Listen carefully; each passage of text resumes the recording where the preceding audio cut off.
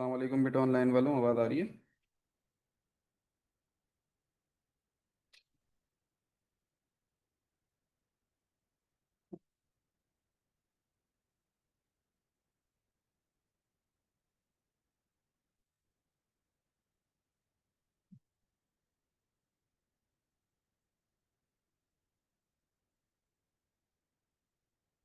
Online वालों बेटा, आवाज़ आ रही है?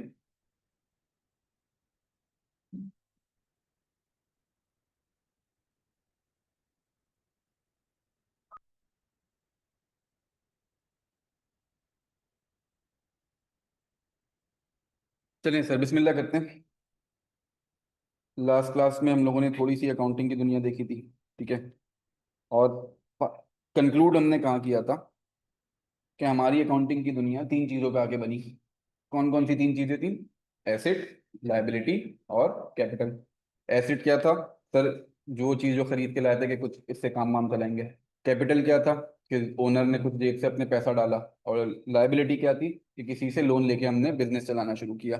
और फाइनली एक ये कंक्लूजन लेके आए थे कि सर, बिजनेस बनाने में दो लोगों का हाथ होता है।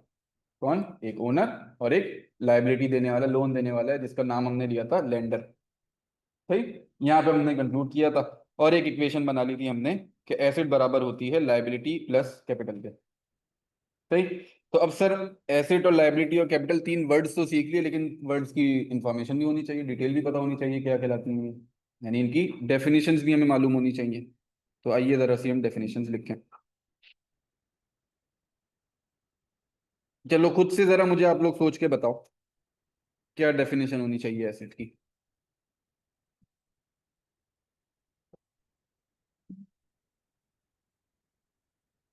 कुछ भी वर्डिंग्स यूज कर लो, बस अंग्रेजी नहीं यूज करना है, क्योंकि पेपर इंग्लिश में देना पड़ता है हमें। जैसी वर्डिंग जहन में आ रही है।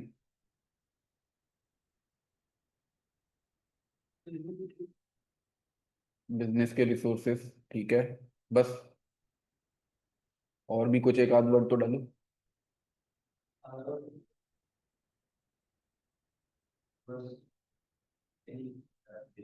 बेनिफिट, एक वर्ड बहुत जरूरी, क्या मिस कर गए थे आप? बेनिफिट का वर्ड। देखो, बिजनेस का रिसोर्स तो एम्प्लॉय भी है ना? क्या एम्प्लॉय को एसेट के तौर पर रिकॉर्ड करूंगा मैं? नहीं कि भाई ये मेरे पास एक बंदा है 4 किलो का, एक बंदा है 50 किलो का, एक बंदा है 30 किलो का, ऐसा तो नहीं रिकॉर्ड करूंगा ना, मैं तो सिंपली सैलरी दे रहा होता हूँ। तो सर, एसेट बोलते हैं एक ऐसी रिसोर्स जो हमें बेनिफिट दे। अब इसको अगर मैं प्रॉपर डेफिनेशन में चेंज करना शुरू करूं तो इसकी डेफिनेशन कुछ इस तरीके की आती है। Present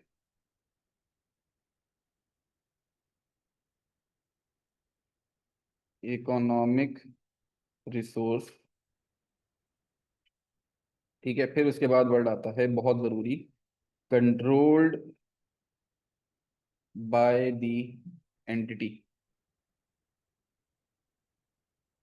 as a result of past event from which economic benefits are availed, are expected to flow into the entity. अब ये इतनी लंबी चौड़ी डेफिनेशन लिख दी मैंने। ठीक है। Present economic resource from controlled by the entity as a result of past event from which future economic benefit are expected to flow into the entity. अब इसमें कुछ वर्ड्स पे जरा ध्यान दें। सबसे पहला वर्ड प्रेजेंट। कि सर, एसेट एक ऐसी चीज को बोलते हैं जो हमारे पास प्रेजेंट में मौजूद हो, अभी हाल में मौजूद हो। मुझे एक बंदे ने आया, उसने बोला कि भाई मैं तुम्हें प्रॉमिस करता हूँ कि अगले साल तुम्हें एक गाड़ी पे करूंगा, एक गाड़ी गिफ्ट करूंगा। क्या ये मेरे लिए एसेट कहलाएगा? नहीं। क्यों? क्योंकि सर ये फ्यूचर है। फ्यूचर में जाके हमारे पास वो गाड़ी आनी है। हम किसकी बात कर रहे हैं? सिर्फ उन रिसोर्सेज की जो प्रेजेंट में हमारे पास मौजूद है। सिमिलरली, मेरे पास एक जमाने में एक गाड़ी हुआ करती थी, वो बेच चुका हूं मैं अब। तो क्या वो एसेट हुआ? नहीं सर, वो पास रिसोर्स बन गई। मुझे सिर्फ कौन सी चीजें चाहिए? जो प्रेजेंट में मेरे पास मौजूद है। अच्छा, रिसोर्स का मतलब पता है हमें? उर्दू जबान में अगर बोलूं, कोई आइटम, कोई भी आइटम हो।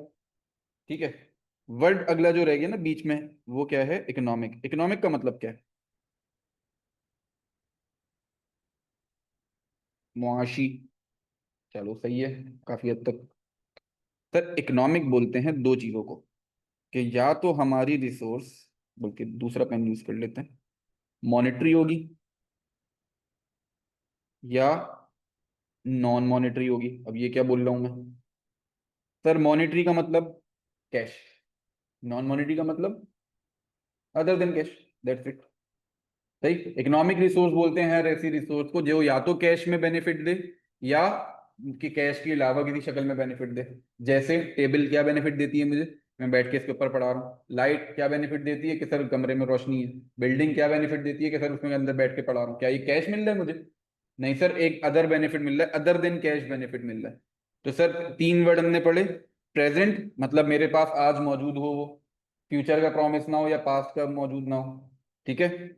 आइटम हो, कोई रिसोर्स हो, और इकोनॉमिक हो, मतलब या तो कैश का बेनिफिट दे रही होगी या अदर देन कैश कोई बेनिफिट दे रही होगी। ठीक है। फिर उसके बाद वर्ड यूज किया गया कंट्रोल्ड का। अच्छा, यहाँ पे अकाउंटिंग वालों ने शायद वर्ड सुना होगा ओन्ड का, जिन्होंने अकाउंटिंग थोड़ी बहुत पढ़ी, कि भाई एसेट कहते हैं एक ऐसी चीज को जो हम ओन करते हैं। जैसे ये मोबाइल है, मैं ओन करता हूँ। सही। मलकियत तो मेरी, लीगली मेरी हो वो।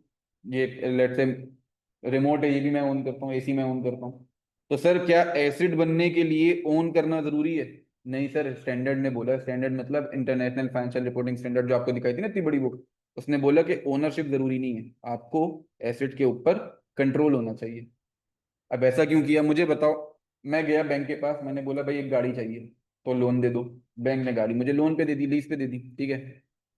क्या गाड़ी के कागजात मेरे नाम पे होते हैं या बैंक के नाम पे? जब मैं लोन पे गाड़ी लेता हूँ या लोन पे घर लेता हूँ, तो कागजात जितने भी हैं, जितनी लीगल ओनरशिप है, सारी की सारी किसके पास? बैंक के पास होती है। गाड़ी चला कौन रहा है? मैं चला रहा हूँ। कहाँ जाना है मैं डिसाइड कर रहा हूँ, कहाँ नहीं जाना मैं डिसाइड कर रहा हूँ, किसने चलानी है मैं डिसाइड कर रहा हूँ, किसने नहीं चलानी मैं डिसाइड कर रहा हूँ, कितनी चलानी है मैं डिसाइड कर रहा हूँ।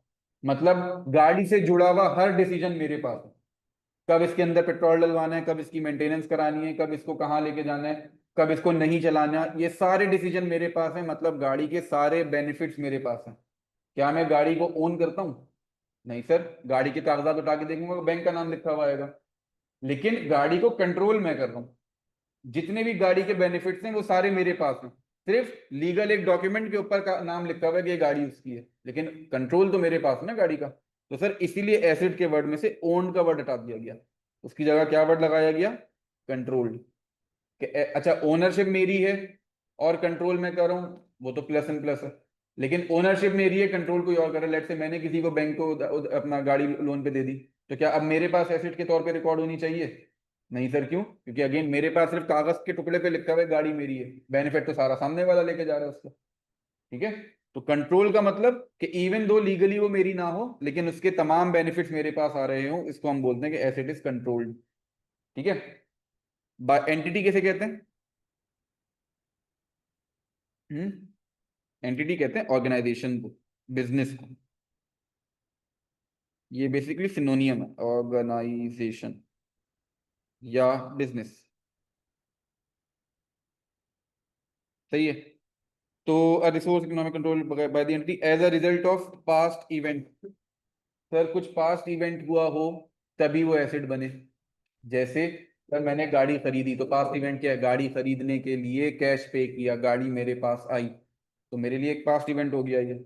मैंने बिल्डिंग खरीदी, तो पास्ट इवेंट क्या है? कि सर मैंने गाड़ी खरीदने के लिए, बिल्डिंग खरीदने के लिए कैश पे किया, या उधार भी भले से ली। एम्प्लॉय इस वर्ल्ड की वजह से रिकॉर्ड नहीं हो सकता। एम्प्लॉय को एज एन एसेट सिर्फ इस वर्ल्ड की वजह से रिकॉर्ड नहीं कर सकता। एम्प्लॉय क्या मुझे बेनिफिट देता है? बेनिफिट देता है ना। अब जैसे मैं आरटीटी का एम्प्लॉय हूँ, मैं आरटीटी को क्या बेनिफिट देता हूँ? कि मैं पढ़ाता हूँ, जिसकी वजह से आप फीस दे रहे हैं। सही है। तो एम्प्लॉय कंपनी को बेनिफिट देता है? यस सर, बेनिफिट देता है। क्या प्रेजेंट में मौजूद है? यस सर, प्रेजेंट में मौजूद है। दो वर्ड का मसला है, कंट्रोल नहीं कर सकता मैं एम्प्लॉय को। मुझे कोई भी आके ये नहीं बोल सकता कि आज अच्छा पढ़ाना है, आज बुरा पढ़ाना है, आज ज्यादा पढ़ाना है, आज कम पढ़ाना है। यानी लेट से किसी दिन प्रिंसिपल है, यार एक काम करना, कल से ना तुम 200 रुपये का ज्यादा पढ़ाने लग जाना, बोल सकते हैं? 200 रुपये क्या ज्यादा कितना ज्यादा होते हैं मुझे क्या पता। सही। तो पहली चीज कंट्रोल नहीं कर सकते। हाँ, इंस्ट्रक्शंस दे सकते हैं कि यार ये टॉपिक तो थोड़ा सा टाइम लगाना, इस टॉपिक को थोड़ा जल्दी खत्म कर लेना, आज क्लासेस थोड़ी लंबी कर लो, आज क्लासेस थोड़ी कम कम कर लो। लेकिन चॉइस तो मेरी है, क्यों? कंट्रोलिंग मेरे मेरे और कंट्रोल मेरे ऊपर ही है ना। ये चीज समझ में आती है। दूसरी चीज सर कोई पास्ट इवेंट नहीं है। मैं गया, मैंने बोला कि भाई मुझे जॉब चाहिए, उन्होंने बोला ठीक है आ जाओ, पास्ट इवेंट क्या है? हम्म। जॉब मिल गई, ये पास्ट इवेंट है? नहीं सर, इवेंट ही नहीं है। मैं एक कमरे से दूसरे कमरे में आके बैठा हूँ बस। कोई फाइनेंशियल नंबर मूव हुआ, कोई फाइनेंशियल ट्रांजैक्शन इनकर हुई, तो सर पास्ट इवेंट नहीं है और कंट्रोल नहीं है। सिर्फ इस वजह से एक एम्प्लॉय एसेट रिकॉर्ड नहीं हो सकता। ठीक है। अच्छा, from which economic benefits, again economic benefit मतलब या तो कैश मिल रहा होगा या अदर देन कैश कुछ बेनिफिट मिल रहा होगा। हमें लग रहा है कि इससे फ्लो करेंगे एंटिटी या बिजनेस के अंदर। ये चीज भी बहुत जरूरी है कि कोई ऐसी चीज जिससे मुझे पता है कि बेनिफिट नहीं मिलना। फॉर एग्जाम्पल, मैंने कबाड़ में एक गाड़ी खरीद ली, क्या उससे कोई बेनिफिट मिलना है मुझे? एक बिल्कुल वो पुराना लोहे का टुकड़ा पड़ा हुआ नजर आया, बस दिखने में अच्छा लग रहा था, वो मैंने लेके रख लिया, कैसे कोई बेनिफिट मिलना है मुझे? हम्म। नहीं, वो खड़ी रहेगी, ऐसी पड़ी रहेगी कोने पे। तो क्या वो एसेट होगी? नहीं सर, वो एसेट नहीं है। सही। तो क्या क्या काम की चीजें? पहली चीज प्रेजेंट हो, वो हमारे हाथ में मौजूद हो। बेनिफिट या तो कैश हो या अदर देन कैश हो। सही है। कंट्रोल करते हो हम उस चीज को। और एक पास्ट इवेंट हुआ हो जिसकी वजह से वो हमारे पास आई हो। और एक बेनिफिट्स एक्सपेक्टेड टू फ्लो हो, कि हमें इसके बेनिफिट्स अवेल होंगे। क्या ये चीज समझ में आती है? एसेट की डेफिनेशन समझ में आती है हमें? एसेट के बाद हमने अगली डेफिनेशन पढ़ी किसकी? लायबिलिटी। लायबिलिटी क्या है? आ प्रेजेंट ऑब्लिगेशन। तब पहले वाला वर्ड यूज किया गया था रिसोर्स का, अब वर्ड यूज किया जा रहा है obligation. A present obligation to pay an economic resource. Again वही बाकी की कहानी ना ऊपर से ही आ रही है। As a result of past event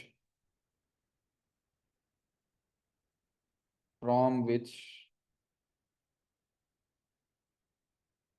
economic benefits are expected to flow outside the entity। सही। अब डेफिनेशंस के बारे में जरा खुद से सोचना शुरू करो। प्रेजेंट मतलब मेरे ऊपर आज ऑब्लिगेशन हो पे करने की, आज मेरी जिम्मेदारी हो उसको पे करने की। मैंने सोचा है कि यार एक गाड़ी खरीदूंगा, उधार पे खरीदूंगा, खरीदूंगा, फ्यूचर में कभी जाके खरीदूंगा। तो क्या सर वो जो उधार पे गाड़ी फ्यूचर में खरीदने जा रहा हूँ, क्या उसकी ऑब्लिगेशन आज है मेरे पास? नहीं है, तो क्या वो लाइबिलिटी कहलाएगी? नहीं कहलाएगी। भाई, तो लाइबिलिटी के लिए भी जरूरी क्या है कि वो प्रेजेंट में हमारे ऊपर ऑब्लिगेशन मौजूद हो। ऑब्लिगेशन मतलब लाइबिलिटी टू पे, हमें पे करने की जिम्मेदारी है हमारे ऊपर। टू पे, एंड अगेन इकोनॉमिक का वर्ड, या तो मुझे कैश पे करना हो किसी को, या अदर देन कैश पे करना हो मुझे किसी को। जैसे फॉर एग्जाम्पल, मेरी आपके ऊपर क्या ऑब्लिगेशन है? आपने एआरटीटी में फीस जमा कराई, एआरटीटी की क्या ऑब्लिगेशन है आपके ऊपर? कि हम आपको टीचिंग सर्विसेज पूरी प्रोवाइड करेंगे। सही। तो अब ये कैश नहीं, बेनिफिट कैश नहीं पे करना मुझे, कैश की जगह टीचिंग सर्विसेज पे करनी है। सही। तो बेनिफिट, सॉरी, ऑब्लिगेशन टू पे, इकोनॉमिक का मतलब या तो कैश पे करना होगा या अदर देन कैश कुछ पे करना होगा। ठीक है। फिर again as a result of past event, कुछ इवेंट होगा तभी मैं मेरी लाइबिलिटी है ना आपको पढ़ाने की। क्या क्या क्या इवेंट है कि सर आपने आके फीस जमा कराई, तभी मैं आपको पढ़ा रहा हूँ। सही। From which economic benefits are expected to flow outside, कि सर जो भी आपके पास इकोनॉमिक रिसोर्स है, कैश वगैरह, वो कंपनी के बाहर जाना है। एसेट में क्या हो रहा था, रिसोर्सेज मेरी कंपनी के अंदर आ रही थी। लाइबिलिटी में क्या हो रहा है, कंपनी के बाहर जा रही हैं चीजें। ठीक है। और इसी तरीके से आखिरी डेफिनेशन आती है कैपिटल की। कैपिटल की डेफिनेशन बड़ी मजे की है।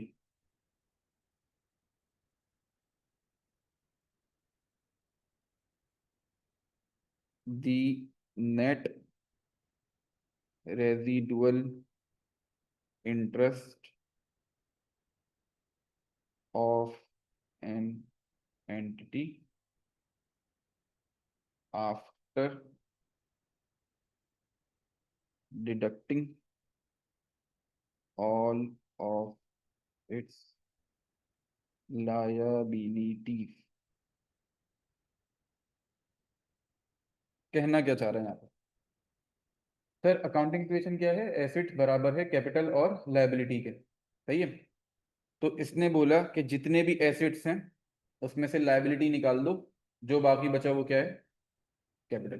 तो उर्दू जबान में इसने ये बोला कि capital is equals to assets minus liability. वही जो ऊपर अकाउंटिंग इक्वेशन लिख के आए हैं ना, उसी की शक्ल थोड़ी सी बदल के लिख दी कि भाई, अच्छा पहली चीज मुझे वर्ड बताओ, रेजिडुअल का मतलब क्या होता है? रेजिडुअल का मतलब होता है बचा हुआ, रिमेनिंग। यहाँ लिख देता हूँ, उर्दू में भी लिख देते हैं, बचा हुआ। ठीक। तो एक कंपनी के अंदर, अच्छा ऑफ नहीं है सॉरी, यहाँ पे इन है। एक कंपनी के अंदर, एक ऑर्गेनाइजेशन के अंदर, एक एंटिटी के अंदर बचा हुआ इंटरेस्ट। इंटरेस्ट मतलब, हम्म, इंटरेस्ट का मतलब, इंटरेस्ट को वैसे क्या बोलते हैं? सूद? अबे नहीं, वो वाला सूद वाला इंटरेस्ट नहीं, दूसरा वाला इंटरेस्ट। मुनाफा नहीं। इंटरेस्ट को उर्दू में क्या बोलते हैं वैसे यार, मुझे भी याद नहीं आ रहा। लगाओ, हाँ चलो लगाओ, एक वर्ड है उसका। दिलचस्पी, हाँ। कि सर एक ऑर्गेनाइजेशन के अंदर मेरी क्या दिलचस्पी है कि भाई बिजनेस काम करेगी, प्रॉफिट कमाएगी, मुझे देगी, सही है। तो सर जो कुछ भी बचा हुआ, बची हुई दिलचस्पी है ना मेरी, बची हुई क्या मतलब, मेरे पास कुछ एसेट्स थे, मैंने लेट से एक दिन बिजनेस चल रहा है, मेरे पास एसेट्स हैं, लाइबिलिटीज है, कैपिटल है। बिजनेस चलते चलते एक दिन मैंने सोचा बंद करते हैं यार, बहुत कमा लिया, ठीक है। तो जो बिजनेस के एसेट्स हैं सारे घर ले जाऊं? नहीं सर, मैं घर लेके जाने लगूंगा, पहले जिस जिसका उधार है वो मेरा गला पकड़ेगा कि भाई पहले हमारी लाइबिलिटियां खत्म करो, हमारा जो पैसा उधार पड़ा है वो पे करो, फिर लेके जाना।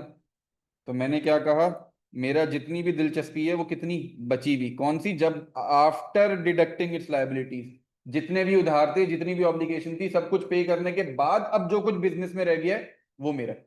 वो क्या है, कैपिटल है। अच्छा मजेदार बात पता है, अभी आईएफआरएस आप लोगों को मैंने दिखाया, 2000 पेज की एक बुक, 3 बुकें टोटल मिला के 6000 पेज बनते हैं। 6000 पेज में कैपिटल के ऊपर सिर्फ एक ये लाइन लिखी हुई है बस, और कुछ नहीं लिखा हुआ कैपिटल के बारे में। स्टैंडर्ड ने पता है क्या बोला, अकाउंटिंग में 5 चीजें टोटल, 3 हमने पढ़ ली है अभी, 2 और मैं नाम बता देता हूँ, इनकम और एक्सपेंस। ठीक है, स्टैंडर्ड ने पता है क्या बोला, आप एसेट की अकाउंटिंग सीख लो, आप लाइबिलिटी की अकाउंटिंग सीख लो, इनकम की अकाउंटिंग सीख लो, एक्सपेंस की अकाउंटिंग सीख लो। 4 अकाउंटिंग सीख ली, 5वीं ऑटोमेटिक हो जाएगी। कैसे, बची हुई जो है वही तो 5वीं है, सही। तो कैपिटल की अकाउंटिंग हमने पूरी जिंदगी नहीं सीखी, कैपिटल में कोई अकाउंटिंग नहीं है।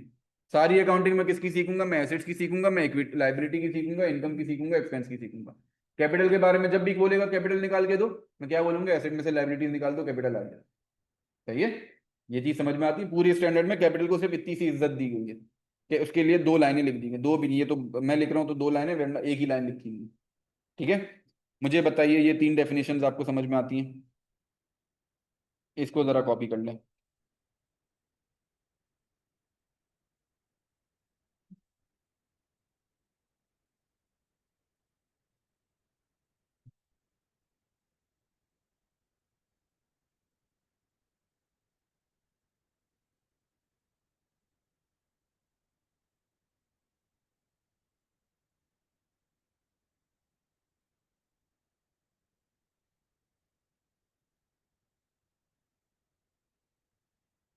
कर लिया, कॉपी कर लिया?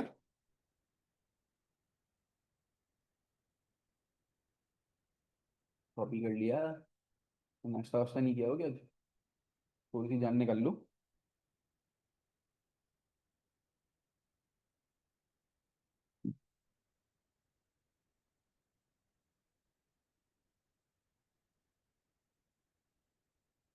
या अहलल कुबूर, थोड़ी सी आवाज निकाल लो। हो गया, कॉपी हो गया? चलो आवाज आई। अच्छा जी, अब हम वापस आते हैं जरा अपनी अकाउंटिंग इक्वेशन के पास, या बल्कि एक वर्ड आप लोग उससे पहले और सीख के जाओ, which is called transaction. Sir transaction क्या कहते हैं, किसे कहते हैं?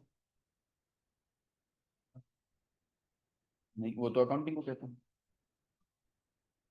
इन एंड आउट, हाँ चलो, इन एंड आउट एक काफी सही वर्ड है। लाइबिलिटी अगेन बता दूं, लाइबिलिटी के बारे में हमने क्या बोला बेटा, कि एक ऑब्लिगेशन है, पहली चीज प्रेजेंट, मतलब आज मेरे ऊपर ऑब्लिगेशन है किसी को कुछ पे करने की। अब इकोनॉमिक रिसोर्स क्यों यूज किया मैंने, क्या मैं कैश भी पे कर सकता हूँ और कैश के अलावा भी कोई चीज पे कर सकता हूँ, ठीक है। तो एक ऑब्लिगेशन टू पे समवन एन इकोनॉमिक रिसोर्स, और क्यों पे कर रहा हूँ, क्योंकि कुछ पास्ट इवेंट हुआ था, जैसे मैंने उधार पे सामान खरीदा, जैसे मैंने उधार पे गाड़ी खरीदी, जैसे मैंने उधार पे घर खरीदा। तो सर ये मेरे ऊपर ऑब्लिगेशन है ना, क्यों, क्योंकि पास्ट इवेंट है उधार पे खरीदारी, ठीक। और इसकी वजह से होगा क्या, कि इकोनॉमिक बेनिफिट जो है, इकोनॉमिक रिसोर्सेज जो है मेरी ऑर्गेनाइजेशन से बाहर जाएंगी, मतलब कैश मेरी कंपनी से या अदर देन कैश मेरी कंपनी से बाहर जा रहा होगा। तो ऐसी चीज को हम क्या कहेंगे, लायबिलिटी। सही है। आगे बढ़ूं यहां से,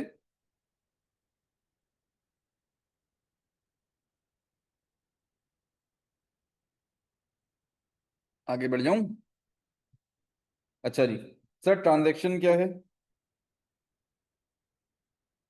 the flow of monetary items in and out of entity हुई।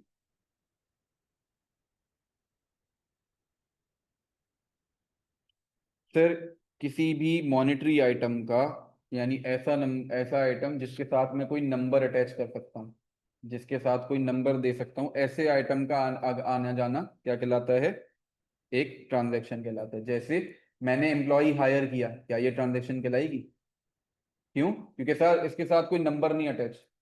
तो मैं क्या बोलूंगा, ये मैंने 400 रुपये का एम्प्लॉय हायर किया, नहीं, मैंने एम्प्लॉय हायर किया। जब सैलरी की बात आएगी तब नंबर आगे पीछे होंगे, उससे पहले तो सिर्फ बंदा आगे पीछे हो रहा। बंदे के आगे पीछे होने को मैं ट्रांजेक्शन नहीं कह सकता। हाँ मैंने गाड़ी अपना रेंट पे ली, सर अब मैं कर सकता हूँ, क्यों, क्योंकि रेंट मुझे देना होगा उसी वक्त।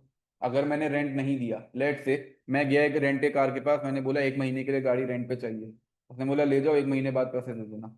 जिस दिन मैंने गाड़ी ली, क्या उस दिन कोई ट्रांजेक्शन हुई, गाड़ी आगे पीछे हो रही है सिर्फ, कोई फर्क नहीं पड़ रहा। जब रेंट मेरे ऊपर देने की बारी आई, उस दिन मैं बोलूंगा हाँ यार आज ट्रांजेक्शन हुई है, क्यों, क्योंकि कुछ नंबर्स मेरे आगे पीछे होना शुरू हुए हैं, ठीक। तो मैं अकाउंटिंग किस चीज की करता हूँ, ट्रांजेक्शन्स की। ट्रांजेक्शन क्या होती हैं, जिसमें कुछ मॉनेटरी आइटम्स, कुछ नंबर आइटम्स आगे पीछे होना शुरू हो। क्या ये चीज समझ में आती है। अब मैं आऊं वापस जरा अपनी अकाउंटिंग इक्वेशन के पास। सर बेसिक अकाउंटिंग इक्वेशन हमारी क्या थी,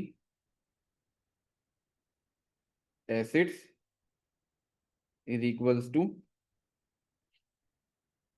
लायबिलिटी, या पहले कैपिटल लिख लेते हैं, कैपिटल प्लस लायबिलिटी। तो सर कल जो हम एग्जाम्पल लेके चल रहे थे उसमें क्या हुआ था, कि ओनर जो है वो कुछ पैसे लेके आया था, कितने, याद है कल की एग्जाम्पल, 10,000 रुपए के ओनर पैसे लेके आया था। और लेंडर, मैंने लोन लिख लिया उसके लिए, लेंडर कितने, 90,000 रुपये लेके आया था, है ना। तो मेरे पास कैश कितना मौजूद था, 1 लाख रुपए का। यानी 10,000 ओनर ने ला के दिए, 90,000 लेंडर ने ला के दिए, टोटल कैश मेरे पास हो गया 10,000 रुपये का, ठीक है। फिर क्या हुआ, मैं एक ट्रांजेक्शन लिखता हूँ, परचेज फर्नीचर फॉर ₹5,000। सर मैंने 5,000 रुपये का फर्नीचर परचेज कर लिया। अब मुझे बताओ मेरी अकाउंटिंग इक्वेशन में क्या क्या मूवमेंट आनी चाहिए। सबसे पहली चीज, मेरे पास लिखा हुआ था कैश, कितने का लिखा हुआ था, 1 लाख रुपए का। क्या अभी भी 1 लाख होगा, नहीं सर, अब 95,000 पे चला जाएगा। क्यों, क्योंकि 5,000 मैंने निकाल दिए, और निकाल के कहाँ चले गए, फर्नीचर में चले गए। तो मैं एक नया एसेट रिकॉर्ड कर लूँ अपने पास, कि भाई एक नया एसेट आया है मेरे पास, फर्नीचर, 5,000 रुपये का। टोटल कितना, वही 1 लाख रुपए अभी भी मौजूद है। अच्छा, इज इक्वल्स टू की दूसरी साइड पे जाऊं, क्या ओनर के पैसों में कुछ फर्क पड़ा, नहीं सर, 10,000 पहले भी थे, 10,000 आज भी हैं। क्या लोन के ऊपर कुछ फर्क पड़ा, नहीं सर, 90,000 पहले भी थे, 90,000 आज भी हैं। तो मुझे बताइए क्या मेरी लेफ्ट हैंड साइड और राइट हैंड साइड बराबर है, क्या ये दोनों साइड बराबर हैं, मतलब मेरी अकाउंटिंग सही हुई है। फिर उसके बाद मैंने एक और ट्रांजेक्शन लिखी, ट्रांजेक्शन नंबर जो भी है 2 होगी, 3 होगी। मैंने क्या किया कि परचेज्ड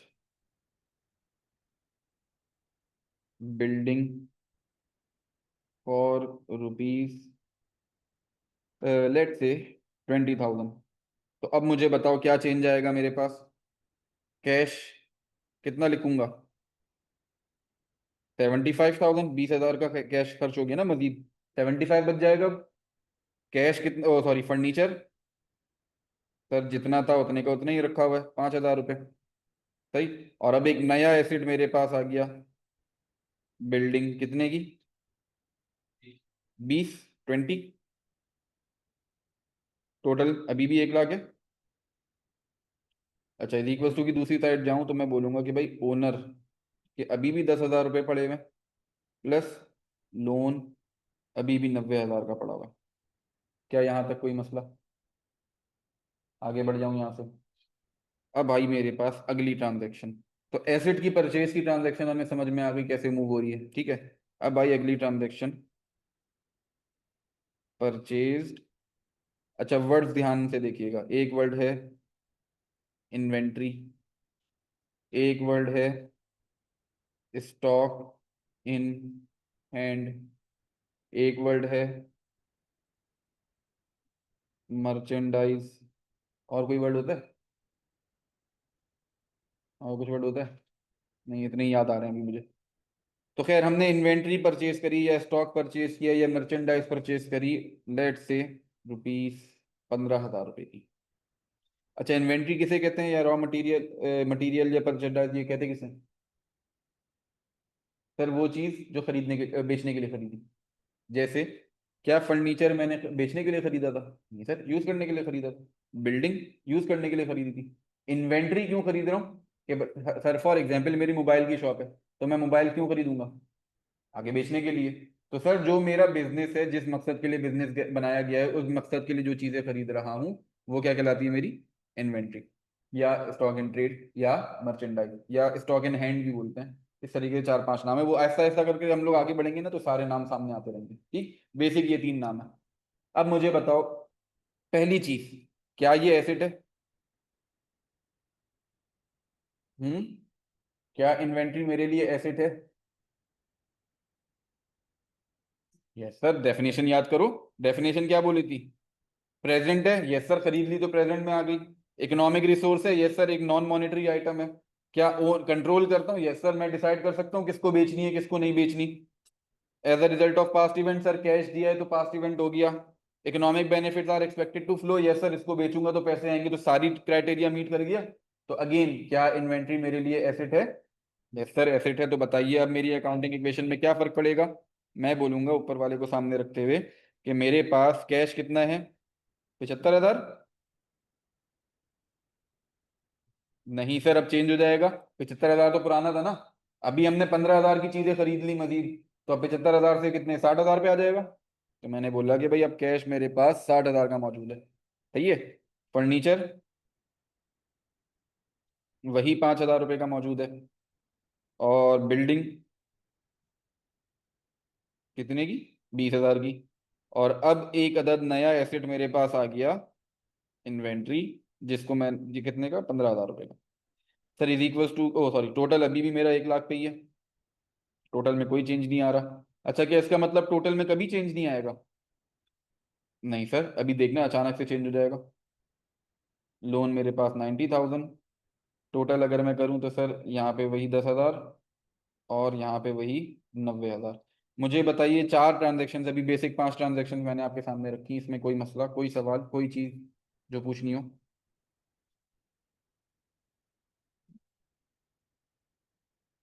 हाँ, गुड्स भी एक वर्ड यूज कर सकते हो आप, कम या यहाँ पे जगह, यहाँ पे लिख देता हूँ।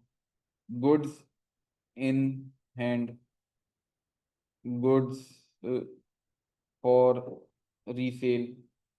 इस तरीके के बहुत सारे नाम है, इन्वेंट्री को बेतहाशा नाम याद गिवन है। तो जो सा वर्ड अच्छा लगे वो यूज कर लो। स्टैंडर्ड ने जो वर्ड यूज किया है ना, जो प्रेफर किया है, स्टैंडर्ड में भी ये सारे नाम लिखे हुए हैं, लेकिन स्टैंडर्ड ने प्रेफर किया इन्वेंट्री। अच्छा, अब गोइंग फॉरवर्ड में जब भी अब स्टैंडर्ड का यूज यूज करूंगा ना, कि स्टैंडर्ड ने बोला, तो इसका मतलब मैं उसी बुक की बात करूँ, आईएफआरएस जो हम देख के आए थे ना, उसी बुक की बात कर रहा हूँ, ठीक है। तो आईएफआरएस ने वर्ड जो यूज किया है वो इन्वेंट्री है। बाकी सारे वर्ड्स भी उसमें मौजूद हैं, लेकिन जो प्रेफर किया जाता है वो इन्वेंट्री किया जाता है। ठीक है, आगे बढ़े। सर अब देखो जरा छठी ट्रांजैक्शन, यहाँ पे दुनिया थोड़ी सी बदलेगी हमारी। इन्वेंट्री जो मैंने खरीदी खरीदी थी वो बेच दी। Inventory was sold for, let say, 25,000। Sir मैंने 15,000 रुपए की एक चीज खरीदी थी और उसको मैंने 25,000 की बेच दी। सही किया ना? मैंने बिजनेस इसीलिए खरीदा ना, खरीद के आगे बेच के मुनाफा कमाऊंगा। अगर 15,000 पे खरीद के 15,000 के बेच दिए तो फायदा क्या हो रहा है मुझे? भाई, तो सर मैंने 15,000 की एक चीज खरीदी और 15,000 की बेच दी, तो मुझे क्या कैश मिला होगा? है ना? जब बेची होगी तो कैश रिसीव हुआ होगा ना। अब मुझे बताओ मेरी इक्वेशन पे क्या फर्क पड़ेगा? कैश कितना लिखूंगा अब मैं? 85,000, बेहतरीन। 25,000 ऐड करा दिए मैंने। फर्नीचर में कोई चेंज? वही 5,000 का। बिल्डिंग में कोई चेंज? नहीं, वही कितना, 20,000 का। इन्वेंट्री है, जीरो लिखूंगा? क्यों भाई? 15,000 की है, 25,000 की बेची है, तो नेगेटिव 10,000 नहीं आना चाहिए? सर जब ऊपर मेरे पास मौजूद ही 15,000 है तो मैं नेगेटिव में कैसे लेके जाऊं? है ना, सारी इन्वेंट्री बेच दी, अब मेरे पास इन्वेंट्री हो गई है जीरो की। तो मुझे बताइए टोटल कितना आ रहा 110 का मेरे ख्याल से। 1,10,000 रुपये का मेरे पास टोटल आ गया। अब चलो ये इक्वल टू के दूसरी साइड। मैंने बोला कि भाई ओनर के पैसे कितने, 10,000 लिखे रहने दिए, प्लस लोन के कितने पैसे, 90,000 लिखे रहने दिए। मुझे बताइए क्या मेरी इक्वेशन बैलेंस्ड है? नहीं सर, इक्वेशन में मसला आ गया। क्या? कि सर 10,000 रुपये का डिफरेंस आ रहा है, क्यों? प्रॉफिट सर, जो मैंने आपने 15,000 रुपये की चीज बनाई थी, जिसको आप 25,000 का बेच रहे हो, तो 10,000 का प्रॉफिट भी तो कमा रहे हो। वो भी तो रिकॉर्ड करना है। वो कहाँ रिकॉर्ड करूंगा? ओनर सर, प्रॉफिट पे किसका हक है? प्रॉफिट पे सिर्फ एक बंदा, ओनर, दैट्स इट, और किसी का फर्क हक नहीं है इसके ऊपर। तो मैंने बोला कि भाई ओनर ने 10,000 रुपये डाले थे, बिजनेस कंडक्ट किया, बिजनेस किया, और उससे उसने प्रॉफिट कमा लिया कितने का? 10,000 रुपये का। तो अब ओनर का टोटल पैसा कितना हो चुका है? 20,000 रुपये का। सर ये 10,000 रुपये कहाँ से लेके आया मैं? हम्म, नहीं लाया कैसे मैं? ये मैं लेके आया, एक क्या कहते हैं, 25,000 का बेचा था और खरीदा कितने का गया था? 15,000 का। सही। तो उसको अगर मैं अकाउंटिंग की इक्वेशन की सूरत में लिखूं तो मैं ये बोलूंगा कि कुछ इनकम थी, उसमें से एक्सपेंसेस माइनस किए, तो मेरे पास प्रॉफिट बन गया। क्या ये इक्वेशन समझ में आती है? इनकम थी, ये इक्वेशन हमें वैसे भी पता, नॉर्मल हम लोग ने भी दुनिया देखी है कि इनकम में से एक्सपेंसेस माइनस करो तो प्रॉफिट बन जाते हैं। सर यही अकाउंटिंग इक्वेशन का दूसरा पार्ट है। ठीक है। तो अब मुझे जरा सोच के बताओ, जिस तरीके से मैंने बोला कि इनकम पे किसका हक है? ओनर का। तो एक्सपेंसेस वो भी ओनर के। जब मुनाफा वो लेके जा रहा है तो नुकसान भी उसी के पास जाने चाहिए सारे। तो इसीलिए मेरे पास एक और ट्रांजैक्शन आई, ट्रांजैक्शन नंबर आई बिलीव 6 होगी, कि भाई company paid electricity bill of, let's say, 12,000। मुझे बताइए क्या ये एसेट है? क्या ये लाइबिलिटी है? क्या ये कैपिटल है? नहीं। ये क्या चीज़ है सर? ये है एक एक्सपेंस। ये क्या है मेरे लिए? एसेट क्यों नहीं है? बेनिफिट इसका मिल गया। बेनिफिट जब मिलना हो तो एसेट है, इसका तो मिल गया ना। मैंने बिजली यूज कर ली, फिर बिल पे किया। मैं जो बिजली का बिल पे करता हूँ वो पिछले सालों का पे करता हूँ या आने वाले सालों का? पिछले का पे करता हूँ ना। पिछला महीना गुजरा, मैंने बिल पे किया, तो मतलब बेनिफिट तो सारा आ चुका है मेरे पास। सही। और एसेट की डेफिनेशन में क्या था? From which economic benefits are expected to flow into the entity, के फ्यूचर में हमें लग रहा है कुछ बेनिफिट मिल जाएगा। सही। तो ये हमारे लिए बन गया एक एक्सपेंस। कहाँ जाना चाहिए? ओनर के पास जाना चाहिए। तो अब मुझे जरा बताना शुरू कीजिए। मैंने बोला कि भाई कैश कितना है मेरे पास, पुराना वाला कितना था? 85 था। मैंने 12,000 रुपये का बिल पे किया, कितने पैसे बचे होंगे? 73,000 बचे होंगे। अच्छा, बाकी फर्नीचर वही 5,000 पे आया। और बिल्डिंग थी, वही 20,000 पे आई। इन्वेंट्री नहीं थी तो मैं खाली छोड़ दिया, ठीक है। कितना बन गया यहाँ पे टोटल? Total total 5 3 8 7 2 11, 98। 98,000 का यहाँ पे टोटल आ गया। इक्वल्स टू की दूसरी तरफ जाऊं, मैं बोलूंगा कि भाई अब ओनर के पास कितने पैसे थे? हैं? 8,000? नहीं नहीं, थे कितने? 20,000। थे हमारे पास 20,000। और अब उसमें हमने एक लॉस, या उर्दू जबान में बोलूं तो एक्सपेंस रिकॉर्ड किया है। कितने का? 12,000 का। तो मेरे पास कितना बचा? 8,000। अच्छा, इज इक्वल्स टू, प्लस दूसरी तरफ लोन आज भी वैसे का वैसे ही मौजूद है। कितने का था? 90,000 का था ना? 90,000। तो यहाँ पे भी टोटल अभी तक 90,000। अच्छा, अब यहाँ पे एक चीज जरा देखो, अगर आप, मैंने एक्सपेंस के साथ क्या ब्रैकेट्स लगाए हैं? राइट। माइनस, जिस तरीके से आप लोग ने इंजीनियरिंग या मेडिकल वालों ने 9 मैट्रिक में भी पढ़ा होगा ना, प्लस का साइन होता है, माइनस का साइन होता है। अकाउंटिंग की दुनिया में अगर सीधा सीधा नंबर लिखा हुआ है दैट मीन्स वो प्लस हो रहा है, और अगर ब्रैकेट्स के अंदर नंबर लिखा हुआ है दैट मीन्स वो माइनस हो रहा है। मतलब माइनस के साइन की जगह यहाँ पे ब्रैकेट्स यूज किया जाता है। ठीक है, ये चीज समझ में आती है? मुझे बताइए, ये इन 6 ट्रांजेक्शन में कोई मसला? अब एक ट्रांजेक्शन आप बताएंगे मुझे। अगली ट्रांजेक्शन में लिखता हूँ, loan of ₹10,000 paid back along with interest of ₹2,000। हाँ भाई,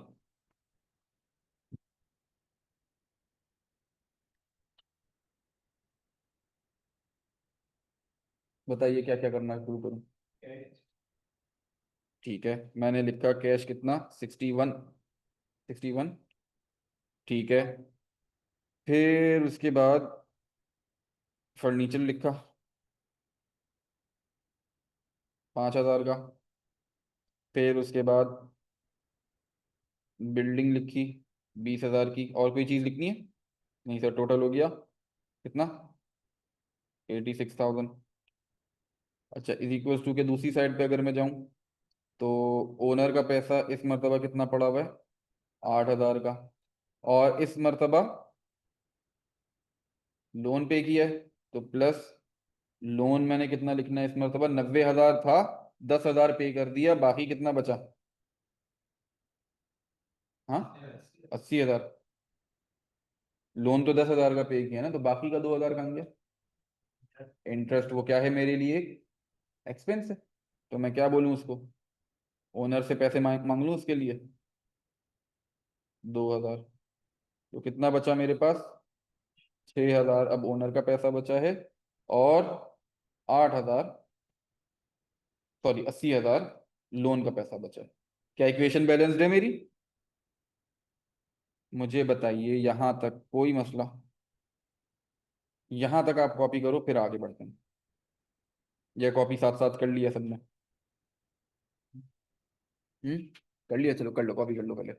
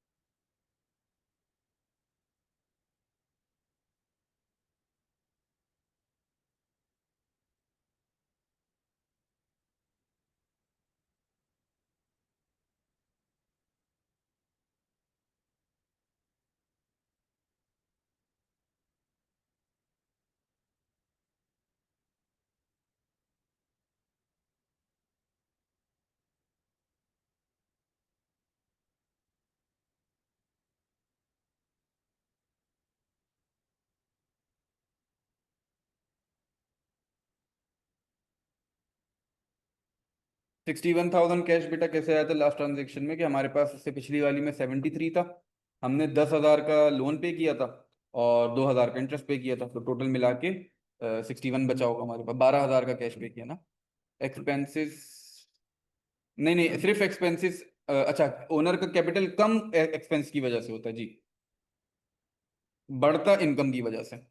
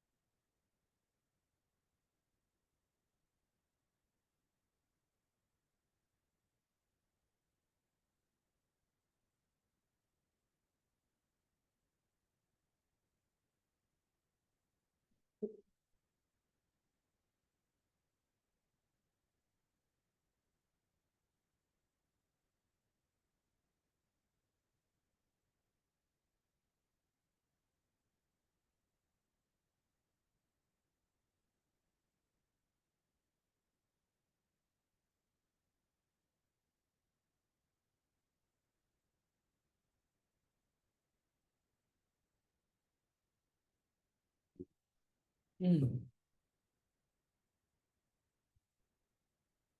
हो गया कॉपी?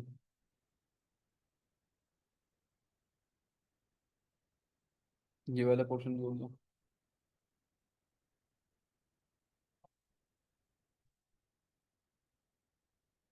हो गया। बढ़े आगे बढ़े। जी, रहता है कुछ?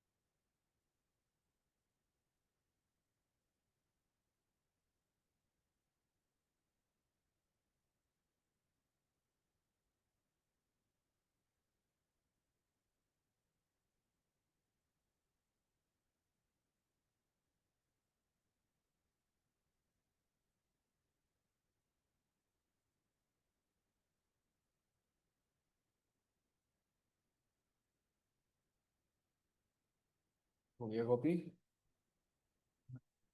हम्म। हो गया, आगे बढ़े। चलिए सर, अब थोड़ी एक नई किस्म की ट्रांजैक्शन लेके आते हैं। उससे पहले क्या डिसाइड किया? एसेट बराबर होगा कैपिटल के, लाइबिलिटी के, कैपिटल प्लस लाइबिलिटी के। इनकम कहाँ जाएगी? ओनर के पास। एक्सपेंस कहाँ जाएगा? ओनर के पास।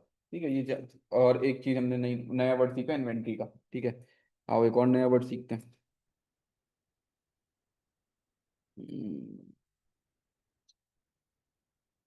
Purchased inventory of rupees, late say 15,000, या आपका नया वर्ड ऑन क्रेडिट। कि भाई मैंने सामान खरीदा है, इन्वेंट्री खरीदी है क्रेडिट पे। क्रेडिट का मतलब उधार पे। बेहतरीन। मैंने सामान खरीदा है कुछ उधार पे, कि भाई सामान आज दे दो, पैसे बाद में ले लेना। मुझे बताएं, एसेट है, लाइबिलिटी है, कैपिटल है?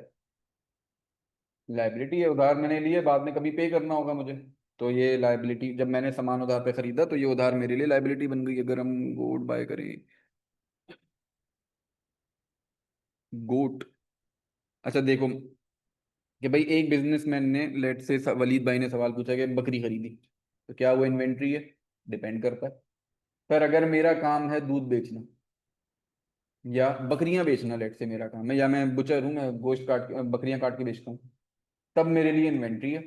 लेकिन अगर मेरा काम ये नहीं, कोई और काम है, मैंने ऐसी खरीद ली कि पाल लेते हैं तो उधर रहता, तो ये मेरे लिए इन्वेंट्री नहीं है, एसेट बना लूंगा मैं इसको। ठीक है। तो ये वलीद, मुझे ये बताइए यहाँ पे अब क्या चेंज आना शुरू होगा? सर कैश पे कोई चेंज आना है? नहीं सर। उधार पे खरीदा है, मतलब मैंने कोई कैश नहीं पे किया। फर्नीचर वैसे ही रहा, 5,000 का। बिल्डिंग वैसे ही रहा, कितने, 20,000 का। फिर से मेरे पास इन्वेंट्री वापस आ गई, कितने की? 15,000 की। टोटल कितना हो गया? 1,01,000।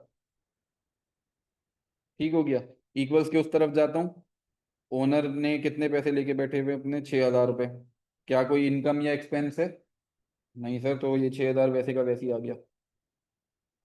अच्छा, अब मेरे पास दो लाइबिलिटीज आ चुकी हैं। एक तो है लोन, कितने का था? 80,000 का। एक नई लाइबिलिटी आई, इस लाइबिलिटी को मैं नाम देता हूं अकाउंट्स पेएबल। कितने, कितने का सामान खरीदा था? 15,000 का। तो सर जब मैंने उधार पे सामान खरीदा, उधार पे क्या खरीदा? इन्वेंट्री खरीदी। जब मैंने उधार पे इन्वेंट्री खरीदी, तो जो लाइबिलिटी आती है उसको क्या नाम दिया जाता है? Accounts payable. मतलब अगर उधार पे कोई और का सामान खरीद लूं मैं, तो क्या करूंगा? तो वो कोई और सी लाइबिलिटी हो जाएगी। जब उधार पे इन्वेंट्री खरीदी जा रही है, तब ये वाली लाइबिलिटी आनी है अकाउंट्स पेएबल के नाम से। मतलब कोई और खरीदूंगा चीज, जैसे लेट से मैंने उधार पे फर्नीचर खरीद लिया दुकान के लिए, तो उसकी लाइबिलिटी किसी और नाम से रिकॉर्ड होगी, वो जब आएगी तब उसके नाम से रिकॉर्ड कर लेंगे। ठीक है। अकाउंट्स पेएबल कब यूज होगा? जब उधार पे सिर्फ और सिर्फ इन्वेंट्री परचेज की जाए। क्या ये चीज समझ में आती है? तो अब मुझे बताइए, इस तरफ इक्वल्स टू के दूसरी साइड पे टोटल कितना है? 95,000। क्या टोटल मैच है? Yes sir. अच्छा सर, अब जब मैंने उधार पे सामान खरीदा, तो लेट से मैंने उधार पे बेच भी दिया। Sold inventory for rupees, late से 20,000 ऑन क्रेडिट। वही अगेन, क्रेडिट का मतलब उधार पे। इस मर्तबा मेरे लिए क्या ये एसेट है या लाइबिलिटी है? एसेट है। क्यों? क्योंकि इस मर्तबा पैसा रिसीव करना है, पहले वाले केस में पैसा मुझे पे करना था, अब रिसीव करना है। तो मुझे बताओ, कैश पे कोई फर्क पड़ेगा? नहीं सर, वही 61,000 का रहा। फर्नीचर पे कोई फर्क पड़ेगा? कितने का रहा? 20,000 का। ओ सॉरी, 5,000 का। और बिल्डिंग सेम रहेगी। इन्वेंट्री खत्म हो गई मेरे पास से, क्योंकि सारी बेच दी हमने। हाँ, अब एक नया एसेट रिकॉर्ड करना है। हाँ, कैश में क्या चीज? नहीं ना, देखो सवाल क्या बोल रहा है, कि हमने बेचा है क्रेडिट पे, उधार पे, कि भाई सामान आज ले जाओ, पैसे बाद में दे देना। मतलब मुझे कैश तो रिसीव नहीं हुआ। उसकी जगह क्या हुआ, मेरा एक एसेट बन गया ना, कि फ्यूचर में एक बंदे से पैसे रिसीव करने हैं मुझे, फ्यूचर में एक बेनिफिट मेरी कंपनी के पास आना है। तो ऐसे एसेट को मैं नाम देता हूं अकाउंट्स रिसीवेबल। सही। जब इन्वेंट्री उधार पे खरीदी तो अकाउंट्स पेबल था, अब जब इन्वेंट्री उधार पे बेच रहा हूं तो अकाउंट्स रिसीवेबल कहलाएगा। ठीक है। कितने? 20,000 थे, हाँ 20,000 थे। टोटल कितने हो गए भाई? 40, 45, 6, 5, 11। हाँ, 1,06,000। पिछले वाले के मुकाबले 5,000 बढ़ गए, क्यों? क्योंकि सर अब ओनर के जो पैसे थे 6,000 रुपए के, उसमें एक प्रॉफिट ऐड हो गया है। कितने का? 5,000 का। तो अब टोटल कितना हो गया ओनर का? 11,000। इज इक्वल टू की दूसरी साइड जाऊं अगर, तो लोन मेरे पास वही 80,000 का मौजूद है। हम्म। अच्छा एक मिनट रुको जरा, अकाउंट्स पेबल कितने का था? 15,000 का। अच्छा एक सवाल आया कि सर हमने प्रॉफिट क्यों रिकॉर्ड किया, अभी तो मिला ही नहीं है। बात तो सही है ना? बात तो सही है, प्रॉफिट कब मिलेगा? जब कैश कमाऊंगा मैं, कैश मिलेगा तभी बोलूंगा ना प्रॉफिट है। तो मुझे फिर ये बताओ, इस हिसाब से तो ये भी अभी रिकॉर्ड करना गलत हो जाएगा ना, मैं ये नंबर ही नहीं डाल सकता अपने पास बुक्स में। तो कहाँ डालूं फिर? पैसा रिसीव करना है मुझे, पैसा रिसीव करना है मुझे। कुछ चीज गई है मेरे पास से, ये सर कुछ चीज गई है मेरे पास से, तो मतलब ट्रांजैक्शन तो हो गई है मेरे पास। सही है। तो 15,000 की चीज गई और 20,000 मुझे पता है मुझे रिसीव होना। कैश नहीं आया अलग बात है, कमा तो चुका हूं ना मैं। भाई मैं उधार पे जब कोई सामान खरीदता बेचता हूँ, तो मुझे इतना तो है ना कि कमा लिया है, पैसे वो दे ही देगा इन फ्यूचर कभी ना कभी। तो इनकम तो एक्चुअल में जनरेट, इनकम तो एक्चुअल में बन चुकी है ना, बस उसका मिलना बाकी है। मिलना बाकी है तभी तो रिसीवेबल रिकॉर्ड किया हुआ है। मिल चुकी होती तब वो कैश में रिकॉर्ड हो जाता। क्या ये चीज समझ में आती है? आगे बढ़ूं यहां से, अगली ट्रांजेक्शन पे चलते हैं। चल भाई।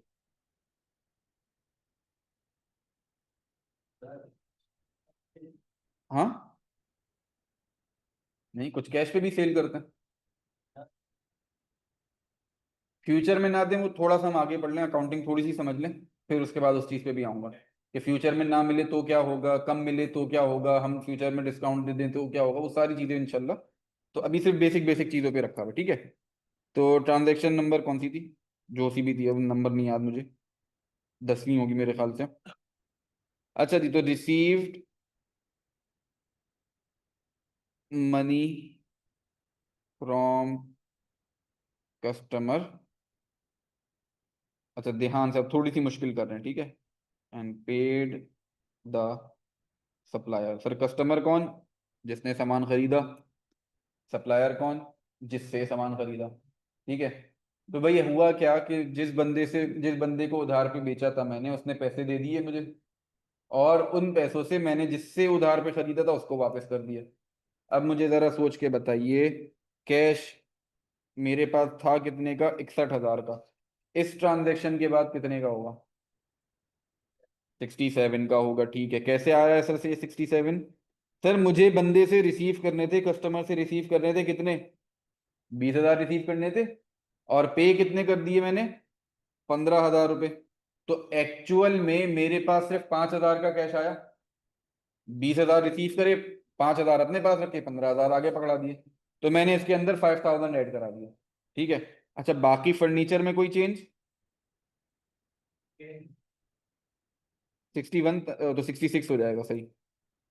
फर्नीचर हमारे पास आ गया 5,000 का। बिल्डिंग हमारे पास आ गई कितने की? 20। और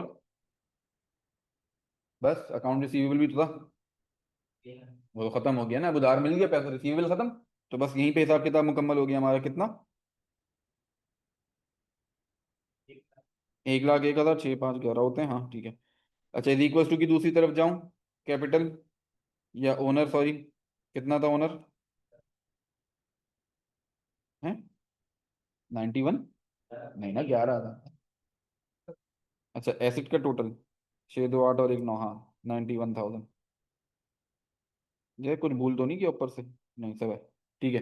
तो ओनर कितना है? 11,000 था ना ऊपर, हाँ 11,000। प्लस सर लोन वैसे ही मौजूद है मेरे पास 80,000 रुपये का। और accounts receivable, sorry accounts payable जो लिखा था वो खत्म हो गया क्योंकि पे कर दिया मैंने। तो यहाँ पे अगर मैं टोटल करूँ तो 80,000, एक मिनट एक लाइन ऊपर, 80,000 यहाँ पे आया और 11,000 यहाँ पे आया, टोटल बैच हो रहा है 80 + 11, 91। यहाँ तक कोई मसला? यहाँ तक कॉपी करो, फिर अगले कॉन्सेप्ट पे चले। कहाँ से कॉपी करना है आपने? लोन वाली कहानी पहले हो गई थी ना, यहाँ से कॉपी करना शुरू करना है ना। इससे पहले वाली तो कॉपी कर ली थी ना। ये कॉपी कर लें, फिर अगले कॉन्सेप्ट पे आऊंगा।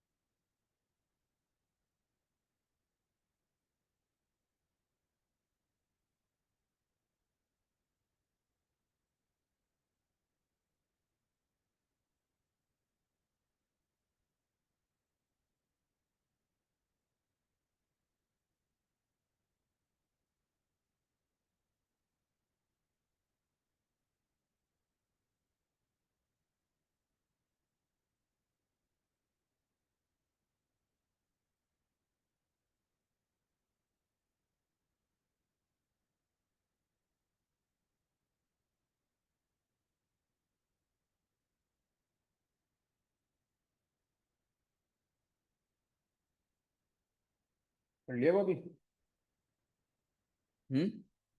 कर रहे हैं।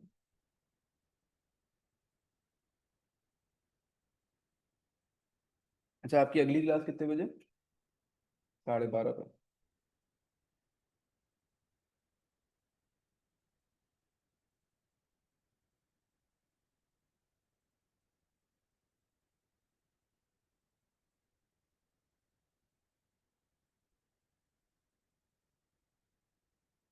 अच्छा जी सर, अब दो ट्रांजेक्शन हमने बस मजीद और समझनी है, तो हम एक बेसिक पोर्शन अपना कवर कर चुके होंगे।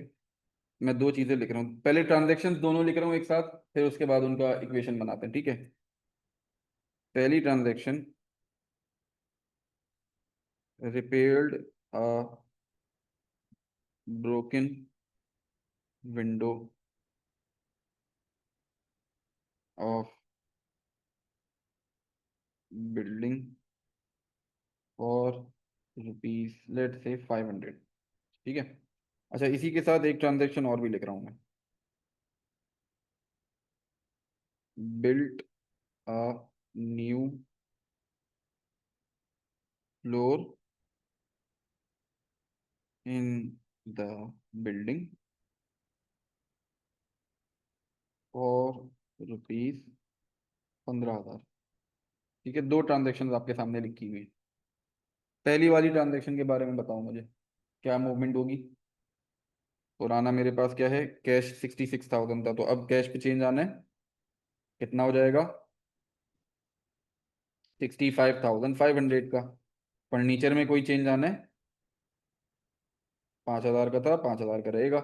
बिल्डिंग में कोई चेंज आना है?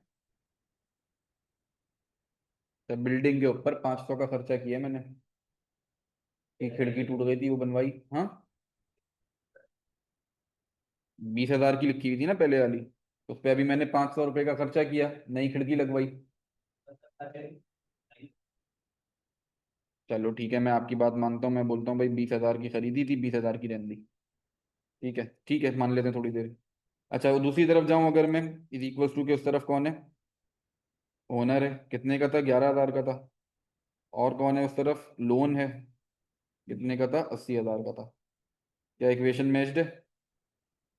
यहाँ पे 80,000 आ रहा है, यहाँ पे 11,000 आ रहा है, और यहाँ पे कितना आ रहा है? 90,500 आ रहा है। इक्वेशन तो मैच नहीं हो रही। क्या क्या चीज मिस करके गया मैं? एक्सपेंस, सर ये जो 500 रुपये थे बिजली वो अपनी खिड़की बनवाने की, ये मेरा एक्सपेंस है। तो मैंने यहाँ पे आके एक अदद एक्सपेंस रिकॉर्ड कर लिया मजीद, कितने का? 500 रुपये का। तो अब मेरे पास हो जाएगा 10,500। अब मैच हो गया। अगले वाले के पास अगर मैं आऊँ, कैश कितने से कम होगा? 15,000 से कम होगा, तो मेरे ख्याल से आ जाएगा ये 50,000 पे। 50,500 का कैश बचेगा मेरे पास, ठीक है। फर्नीचर 5,000 पे आ जाएगा। बिल्डिंग में चेंज आना है, क्यों भाई? नया फ्लोर बनाया तो पहले नई खिड़की भी तो लगा रहा था। हम्म। वो पुराने फ्लोर में था इसलिए वो वाला नहीं आया, ये नया फ्लोर आया इसलिए लगाया। तो नई वाली फ्लोर, नए वाली जो बिल्डिंग है वो क्या करूँ, उसको एक्सपेंस रिकॉर्ड करूँ या बिल्डिंग खरीद चुके थे लेकिन ये वाला कमरा थोड़ी खरीदा था उसके साथ। ये कमरा तो नया लाके बनाया मैंने। खिड़की भी नहीं खरीदा था, वही वाला मसला आ गया सर।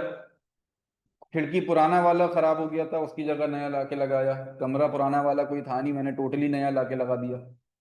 तो अब यहाँ पे एक जगह हम फंस रहे हैं। अच्छा अभी होगा क्या, मैं बता देता हूँ, फिर क्यों होगा ये समझाता हूँ। सर होगा ये कि मैंने जो नया कमरा लगाया है वो ऐड कर दिया है, कितने रुपए हो जाएंगे टोटल, 35,000 रुपये। ठीक है, अब क्यों हो रहा है ये समझाता हूँ मैं। एक मिनट, टोटल बताता है कोई मुझे। 95,500, नहीं 90,500 बन जाएगा। नहीं, हाँ 90,500 बनेगा ना। और इज इक्वल टू के दूसरे साथ, फिर ओनर के पैसों में कोई फर्क नहीं पड़ना, 10,500, प्लस लोन पे कोई फर्क नहीं पड़ना, 80,000। इक्वेशन हमारी टैली है, मैच है equation. Yes sir, equation tally है। तो सर अब हम आते हैं अपने उस सवाल के पास कि सर मैं इसको क्यों बिल्डिंग में ऐड कर रहा हूँ। या तो मैं ऊपर वाला भी ऐड करूँ, ऊपर जो रिपेयर कराई है मैंने, है ना, या तो ऊपर वाली 500 जो खिड़की नहीं लगाई है मैंने वो भी ऐड करूँ, या मैं इसको भी ऐड ना करूँ, इसको भी एक्सपेंस करूँ, कुछ एक करूँ ना। वैल्यू क्यों नहीं बढ़ी, क्यों चेंज नहीं आया। बिल्डिंग हटाओ, गाड़ी लेके आओ। टूटी हुई विंडशील्ड की गाड़ी और बनी हुई विंडशील्ड की गाड़ी, दोनों में से कौन सी ज्यादा महंगी होगी। बनी हुई की ना, क्यों, विंडशील्ड है तभी महंगी है, विंडशील्ड नहीं है तो सस्ती है। चलो गाड़ी भाई, बुर्ज खलीफा की खिड़की तोड़ दी मैंने, अब बताओ। हैं? तो मतलब सर फर्क किस चीज का आ रहा है फिर। सर फर्क आ रहा है, हमारे पास एक्सपेंसेस दो किस्म के होते हैं। अभी डेफिनेशन हम लिखेंगे तो थोड़ी सा हमारा कॉन्सेप्ट क्लियर होगा। आप अपने पास डेफिनेशन लिखिए, टाइप्स ऑफ एक्सपेंस। मुझे ये बताओ, इस चीज पे एग्रीड है कि दोनों खर्चे हैं। खिड़की जो बनवा रहा हूँ ये भी मेरे लिए एक खर्चा है, और जो नया फ्लोर बनवा रहा हूँ या नया कमरा जो बनवा रहा हूँ ये भी मेरे लिए खर्चा है। तो इस चीज पे तो हम एग्रीड हैं कि ये दोनों के दोनों खर्चे हैं। सर हमारे पास खर्चों की दो टाइप्स आती हैं। एक कहलाती है रेवेन्यू एक्सपेंडिचर, और एक कहलाती है कैपिटल एक्सपेंडिचर। ठीक है। डेफिनेशन क्या है रेवेन्यू एक्सपेंडिचर की, दो पोर्शन है डेफिनेशन के। ठीक है, वैसे एक बड़ा सा सेंटेंस है, मैं उसको दो टुकड़ों में करके लिखता हूँ। तो अच्छा, एक्सपेंडिचर का वर्ड तो सबको पता है ना, नहीं पता तो बता दूंगा, बता दूंगा। एक्सपेंस का एडजेक्टिव एक्सपेंडिचर है। ठीक है। एन एक्स, हाँ, एन एक्सपेंडिचर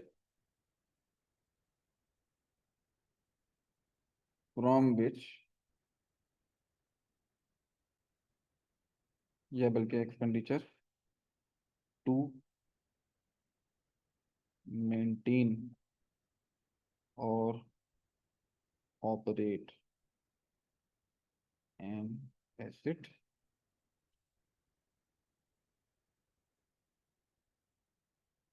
या फिर an expenditure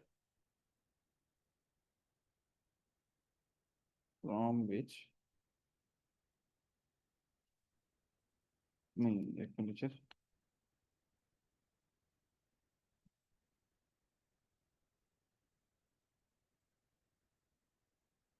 can be obtained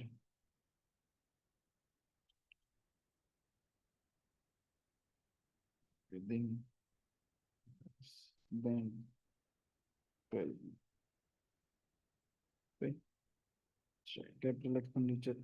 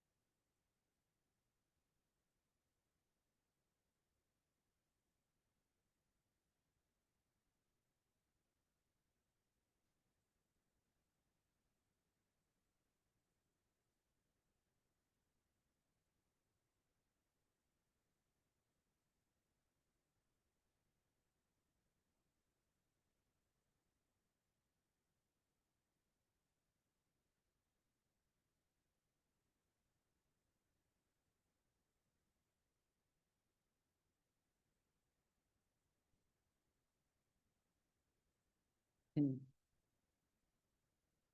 sir दो किस्म के एक्सपेंस हमने लिखे, ठीक है। एक कहलाया रेवेन्यू एक्सपेंडिचर और एक कहलाया कैपिटल एक्सपेंडिचर। हैं मेरे पास दोनों खर्चे। सर एक आम मुंशी की या ठेले वाले की नज़र से देखो, तो ठेले वाले की नज़र में मैंने पैसा दिया, खर्चा है, पैसा आया, इनकम है, उसकी अकाउंटिंग इससे आगे नहीं बढ़ती। और अकाउंटिंग असल में है भी यही। लेकिन सर क्योंकि हम थोड़े से ज़्यादा पढ़ लिख गए तो हमने बोला कि नहीं भाई इसमें थोड़े से मसले मजीद डालते हैं, ठीक है। तो हमने एक्सपेंस की क्लासिफिकेशन दो बनाई, एक रेवेन्यू और एक एक्सपेंस। मुझे ये बताओ, जब भी मैं कोई खर्चा करता हूँ क्या सोच के करता हूँ कि सर इससे कुछ बेनिफिट होगा, है ना। जैसे आप यहाँ पे फीस दे रहे हो, क्या सोच के दे रहे हो कि सर पढ़ने को मिलेगा, पढ़ाई कर लेंगे या आगे इंशाल्लाह सीए कंप्लीट कर लेंगे। सिमिलरली मोबाइल खरीद रहे हो, यही सोच के कि इससे बेनिफिट मिलेगा, कॉल कर लूंगा, व्हाट्सएप कर लूंगा, वगैरह वगैरह। तो मैं जब भी कोई खर्चा करता हूँ बेसिक उसके पीछे मोटिव क्या होता है कि इससे कुछ बेनिफिट होना है, ऐसा है। तो सर ऐसा बेनिफिट, पहले ये वाला पोर्शन पढ़ो। ऐसा बेनिफिट जिसका बेनिफिट, सॉरी, ऐसा एक्सपेंस जिसका बेनिफिट 12 महीनों से कम का हो, 12 महीनों के अंदर अंदर मिल रहा हो, वो कहलाता है रेवेन्यू एक्सपेंडिचर। ये तो एक अजीब सी डेफिनेशन हो गई। जैसे बिजली का बिल एक रेवेन्यू एक्सपेंडिचर है, पानी का बिल रेवेन्यू एक्सपेंडिचर है, घर का रेंट रेवेन्यू एक्सपेंडिचर है, टीचर की सैलरी रेवेन्यू एक्सपेंडिचर है, ऐसा है। ये चीज समझ में आती है। अच्छा, इस डेफिनेशन का दूसरा पार्ट क्या लिखा हुआ है? एन एक्सपेंडिचर टू मेंटेन और ऑपरेट एन एसेट। एसेट को मेंटेन करने के लिए और ऑपरेट करने के लिए जो खर्चा है वो रेवेन्यू एक्सपेंडिचर कहलाता है। एग्जाम्पल के तौर पे गाड़ी, मेंटेनेंस पे खर्चा होता है, ये सब महीने 2 महीने में ऑयल चेंज कराते हैं, ट्यूनिंग कराते हैं और एयर फिल्टर वगैरह चेंज कराते हैं। और ऑपरेट करने में क्या खर्चा होता है? पेट्रोल डलवाते हैं, पेट्रोल गैस फ्यूल वगैरह डलवा रहे होते हैं। तो सर ऐसे खर्चे, अच्छा मुझे बताओ, एसिड के ऊपर खर्चा हुआ ना ये भी, जो मैंने ऑयल गैस वगैरह डलवाया, ये सारा एसिड के ऊपर खर्चा है। लेकिन क्योंकि ये एसिड को या तो ऑपरेट करने के लिए हो रहा है या मेंटेन करने के लिए हो रहा है, इसीलिए इस खर्चे को मैंने क्या नाम दिया? Revenue expenditure.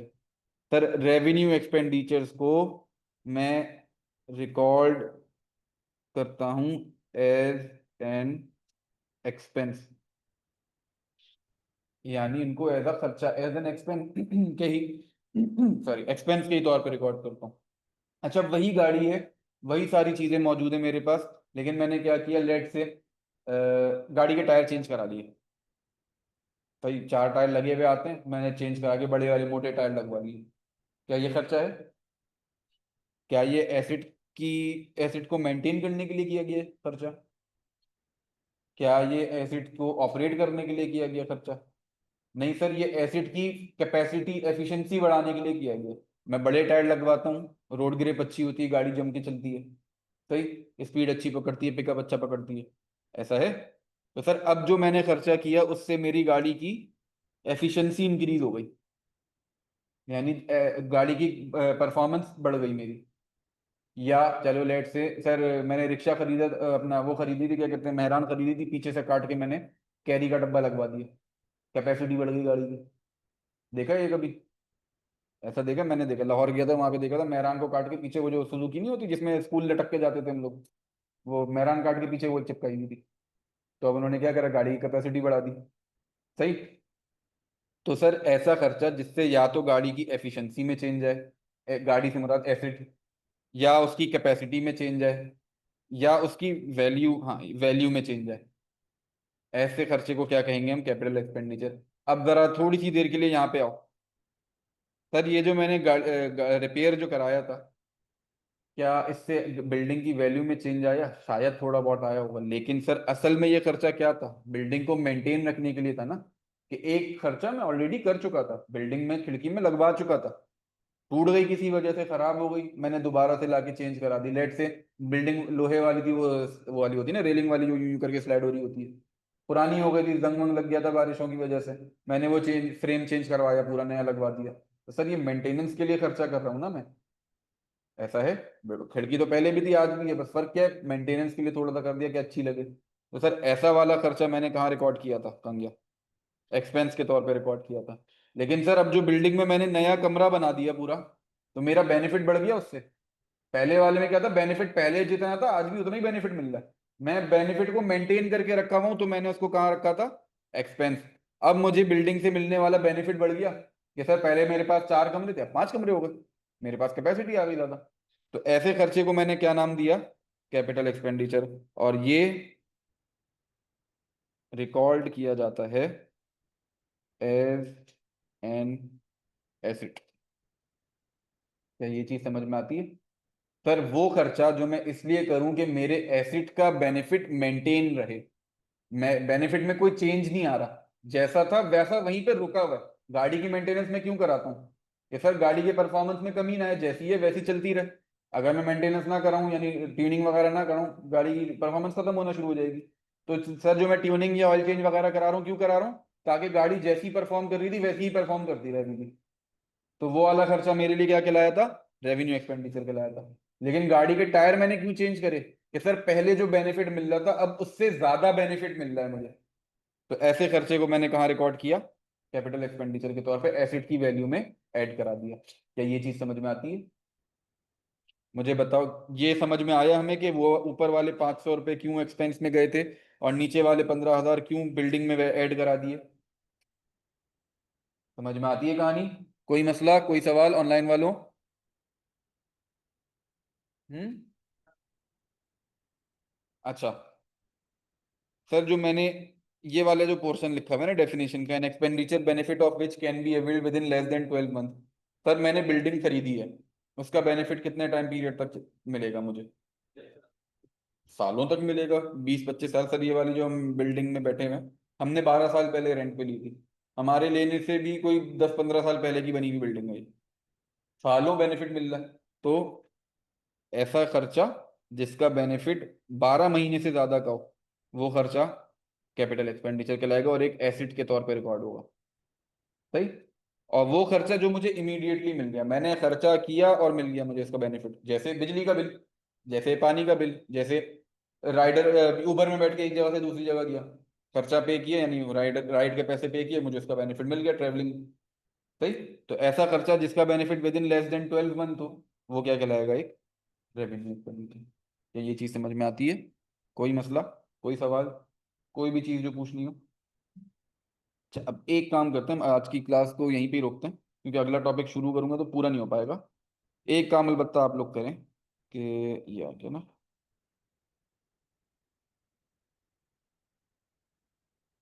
सर ये आपके लिए एक ग्रुप बनाया है मैंने, व्हाट्सएप का ग्रुप है।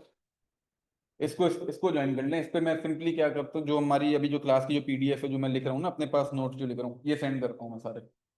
ठीक है। और बाकी भी अगर आपकी कोई डिस्कशन हो, कुछ सवाल पूछना हो, कुछ आपस में डिस्कशन हो, वो सारी एक ग्रुप पे हम करते हैं।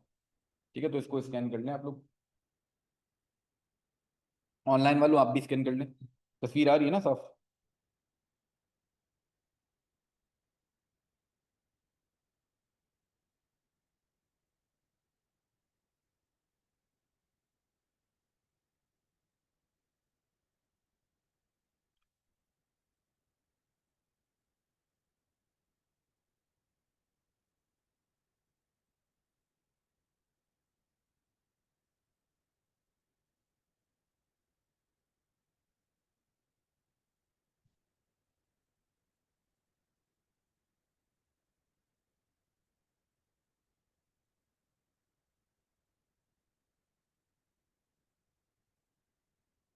कर लिया, स्कैन कर लिया? हम्म। हाँ हाँ हाँ। ऑनलाइन पे भी स्कैन हो रहा है ना? स्कैन नहीं हो रहा?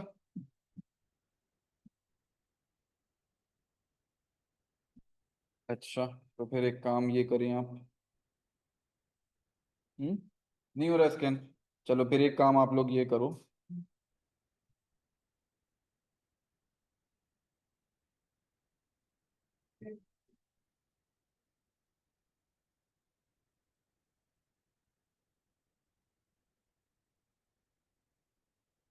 सर ये है मेरा नंबर। इस पे बस मुझे एक मतलब मैसेज सेंड कर दो बैच के नाम से। मार्च 25 आप लोग, मार्च 26 आप लोगों का बैच है ना, यानी मार्च 26 की तैयारी करें ना आप लोग। तो अब बस बैच के नाम से मुझे मैसेज कर दो, मैं खुद ग्रुप का लिंक भेज दूंगा आप सबको। अच्छा, ये मेरा पर्सनल नंबर है, तो आपको कभी भी कोई भी सवाल पूछना हो बिला झिझक इस पे पूछें। एक बस मेरी गुजारिश है भाई, मैसेज पूछना हो ना, एक ही बारी में पूरा टाइप करके भेज देना। एक वो आता है, हाय सर, एक सवाल पूछना था, अगर फ्री हैं तो बता दें। फिर मैसेज आएगा, अबे एक बार पूछ लो भाई, मैं मसला नहीं है मुझे। वो असल में देखो, मैं से ये नहीं है, इसके अलावा अकाउंटिंग के 3 बैच और चलने हैं, ठीक है, और FAR 1 FAR 2 और ऑडिट में भी मैं काम करता हूँ। तो दिन में कोई 1000 1500 मैसेज आता है मेरे पास, और मैं सबका ऑलमोस्ट, कोशिश होती है मेरी सबका रिप्लाई करने की, थोड़ा लेट हो जाता हूँ लेकिन रिप्लाई करता हूँ। तो बीच में जो टंग टंग टंग टंग टंग एक साथ जो बचना शुरू होता है ना, वो बड़ा परेशान करता है। तो एक मैसेज में पूरी कहानी लिख दो, भले पैराग्राफ लिख दो, मुझे मसला नहीं, एक ही मैसेज में लिखना प्लीज, ठीक है। वॉइस नोट भेज दो, मैं वॉइस नोट भी सुन लूंगा, कोई मसला नहीं। बस वो जबरदस्ती हेलो सर कैसे हैं, एक सवाल पूछना है, ऐसा ना करना बराए मेहरबानी, ठीक है। बाकी मैसेज आप मुझे जब भी चाहो करो, मैं कोशिश तो मेरी होती है इमीडिएटली रिप्लाई करने की, लेकिन अक्सर ऑफिस वगैरह में बिजी होता हूँ। तो जब समझ लो मैं लैपटॉप से हाथ उठाता हूँ तो मोबाइल के पास चले जाता है, और मैं मैसेजेस की रिप्लाई करता हूँ, ठीक है। तो रिप्लाई इंशाल्लाह जरूर मिलेगा, कभी लेट हो जाए, कभी ना मिल पाए कि इतने सारे मैसेजेस में स्किप हो जाता है, तो 2 ढाई घंटे में अगर रिप्लाई ना आए ना, तो एक फुल स्टॉप या क्वेश्चन मार्क वगैरह कुछ छोड़ देना, ताकि चैट ऊपर आ जाए थोड़ी। सही। बाकी अभी आप लोग सब मुझे क्या कहते हैं मैसेज कर दो, क्या कहते हैं बैच नंबर से, मैं ग्रुप का लिंक भेज दूंगा, फिर उसके बाद मैं PDF भेज दूंगा, ठीक है। कोई सवाल बेटा आज की क्लास में, कोई चीज़ जो पूछनी हो? आज की क्लास अगर कंक्लूड करें तो हमने वही अकाउंटिंग इक्वेशन ही चलाई है, बस उसमें एडिशन क्या आई है सर, उसमें एक ये एडिशन आई है कि भाई हमारे पास एसेट्स के 2 4 नाम हमने सीख लिए, कि एक अकाउंट्स रिसीवेबल का एसेट है हमारे पास, जो कब आता है, जब मैं उधार पे सामान बेचूं। एक अकाउंट्स पेबल के नाम की लाइबिलिटी है, जो कब आती है, जब मैं उधार पे सामान खरीदूं। एक हमने इनकम के बारे में थोड़ा सा सीखा, कि जो इनकम कमाते हैं वो कैपिटल में ऐड होती है, क्यों, क्योंकि इनकम के ऊपर हक किसका, ओनर का। सिमिलरली एक्सपेंस के बारे में हमने सीखा कि सर जो भी एक्सपेंस होता है वो कैपिटल में से माइनस करते हैं, क्यों, क्योंकि जब इनकम ओनर की है तो एक्सपेंस खर्चा भी सारा उसी का होना चाहिए। और इसके बाद हमने सीखा कि भाई ऐसे एक्सपेंडिचर की हमारी कितनी टाइप है। 2 टाइप ऑफ एक्सपेंडिचर है, एक रेवेन्यू एक्सपेंडिचर, जो इसलिए किया जाता है कि मेरे जो एसेट्स हैं उनका बेनिफिट वैसे का वैसे ही रहे, मेंटेन रहे। और दूसरा खर्चा है मेरे पास कैपिटल एक्सपेंडिचर, जो मैं इसलिए करता हूँ कि मेरे जो एसेट का बेनिफिट है वो इंक्रीज हो जाए। कैसे? या तो वैल्यू में इंक्रीज हो जाए, या उसकी कैपेसिटी में इंक्रीज हो जाए, या उसकी एफिशिएंसी में इंक्रीज हो जाए। क्या ये चीज समझ में आती है हमें? कोई सवाल आज की क्लास में? ऑनलाइन वालों, आप लोगों का कोई सवाल?